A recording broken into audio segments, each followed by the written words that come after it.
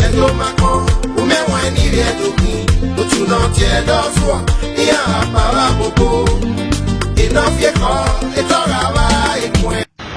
a former two-time governor of Edo State, I said it before that the next governor will also come from this family.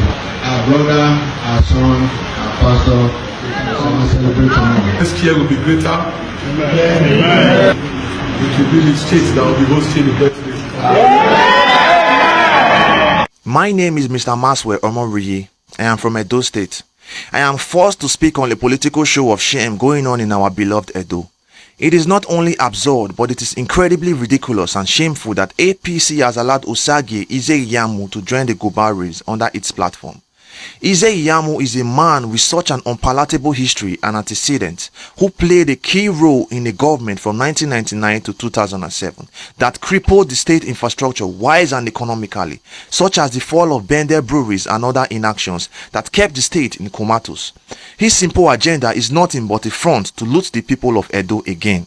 The story of Osagie Eze-Iyamu joining APC to run for the party's ticket has left Edo people confused.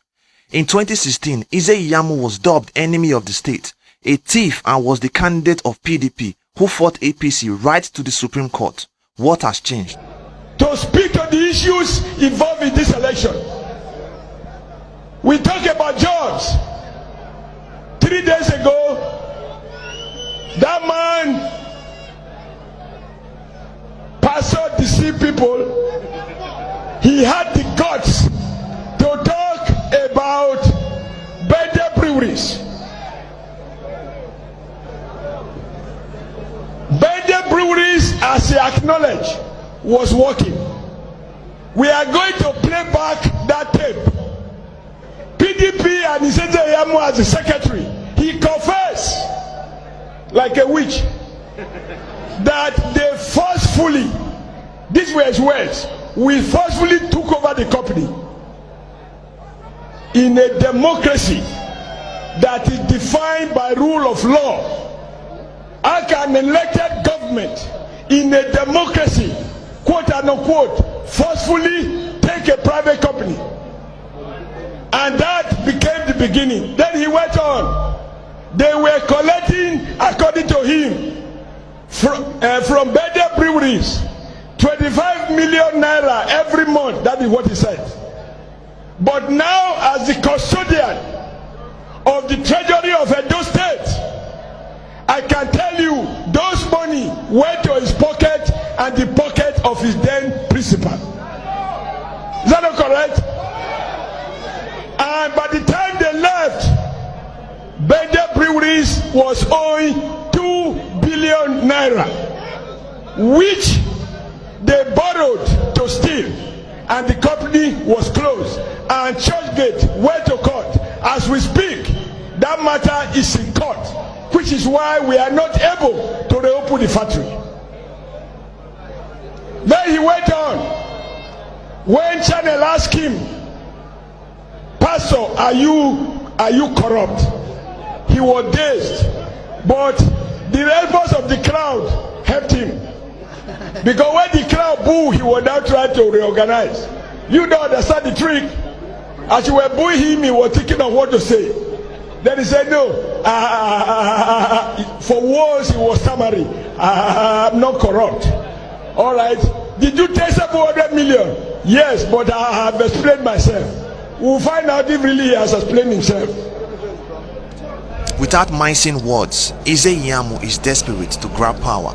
Having fallen out with his party, the PDP, for diverting campaign rights for his personal use and funds which he could not account for, he decided to cross over to join APC because he has been told that he can never be trusted and would never get ticket in PDP. Such a man whose eyes are suddenly fixed on desperate attempts to fleece the state of its scarce resources must not be trusted with power. How can Eze-Iyamu, the thief, who has EFCC hanging over his neck, be twatted as a frontline aspirant for APC? Haba, Edo people, can't we get it right? Edo people, you must shine your eyes. Eze-Iyamu must be rejected totally. I'm not talking about Eze-Iyamu. I talked to you how he went to school, so I'm also obliged to report as follows. And we are We are liable if we say anything that is libelous. I bear full responsibility in my personal capacity. I waive my immunity. I set my immunity aside. And I declare as follows before God that the other guy, Mr. Yamu, he has a very interesting lifestyle. Now, because of crisis of identity, he went to carry a Bible and said he's a pastor. I am born again. Now, his work experience. First job, PA to who? Lucky Benedio. Second job, chief of staff to who? Lucky Benedio. Third job, secretary to Edo State government. Other who? Lucky Benedio. That's all his creations. After Benedio, he retired and started building his private homes. Finish. Now yesterday he wrote, when he cannot dispute the fact that in Uromi, PDP government with Eze Yamu as secretary to the government, they didn't build school, they didn't build road, they didn't do anything. He now said, no, he cannot be blamed. Read today's papers. He said, Eze Yamu said, he cannot be blamed for the failure of Igbenedio's government. Now there are two issues here. So he agreed that the government failed. Correct? The only thing he's saying is that he is not to be blamed. Alright, if we will not blame him for the failure of the government in which he was chief of staff and secretary to government, would that be the reason to promote him to the office of governor? No. Hey. Now what is the truth? He went on to say he has never been indicted in his life. Is that not what he said? And that he made his first millions while he was either 21 or 31.